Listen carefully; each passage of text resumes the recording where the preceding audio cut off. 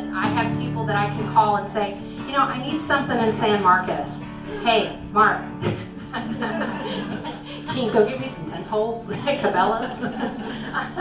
And that I know people everywhere that we have these cross connections. Not everything's just camping. Sometimes it's airplanes. And then I get to have great conversations with people like Danny Leonard when he's sober. And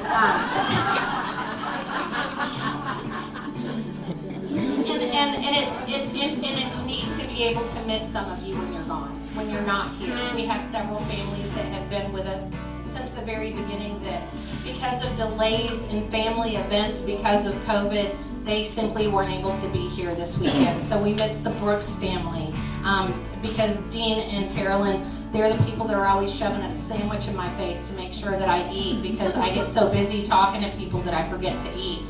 And Ethan does that too. Where were you? Anyway, I was hungry earlier.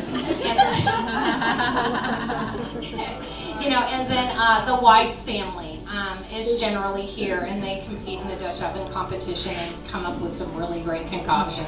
But one of their daughters was getting married this weekend. The Brooks they're on baby watch, and the whole family came in, and their great-grandchild is supposed to be born this weekend.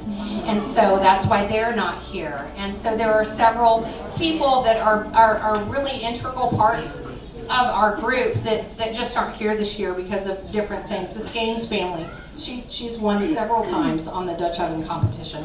And so we hate missing them, but we know they'll be back. And we look forward to seeing their faces again.